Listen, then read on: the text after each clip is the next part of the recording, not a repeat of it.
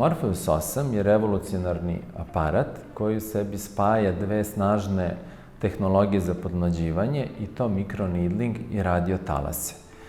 Glava aparata se sastoji iz 24 iglice koje prodiru na različitu dubinu kože i ciljano isporučuju radiotalasnu energiju. U zavisnosti od dubine, aparat može da ima različite efekte. Na nešto većim dubinama aparat topi masno tkivo, dok na manjim dubinama dominantno stimuliše sintezu kolagena i elastina i zateže kožu.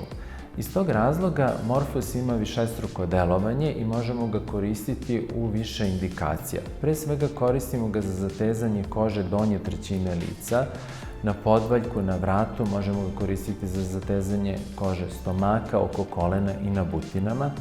Ono gde Morpheus neprikosnoven je definitivno podvaljak, jer u toj zoni istovremeno i topimo masne naslage i zatežemo kožu. Efekat koji se postiže Morpheusom zapravo je blagi efekat blagog do umerenog liftinga i idealan je za one pacijente koji još uvek nisu kandidati za hirušku intervenciju ili pak ne žele da se podvrgavaju hiruškoj intervenciji. Oporavak je prilično kratak i traje negde 1 do 2 dana.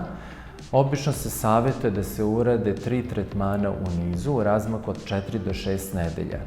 Efekti tretmana traju zapravo prilično dugo i gube se onim tempom kojim stari naša koža. Međutim, kako gubitak kolagena se dešava sve vreme sa starenjem, kako bismo održavali adekvatnu količinu kolagena u koži, naš je savet da se tretmani ponavljaju na godinu do godinu i po dana.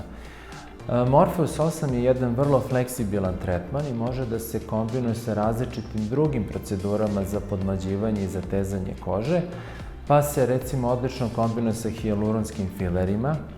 Naša preporuka je da se prvo uradi tretman Morpheusom 8, jer ćemo na taj način popraviti teksturu kože, smanjiti pore i zategnuti kožu.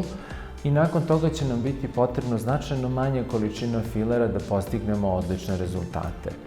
Ako želite prirodan rezultat sa minimalnim vremenom oporavka koji koristi prirodne bioregenerativne moći vašeg organizma, onda je Morpheus definitivno pravi tretman za vas.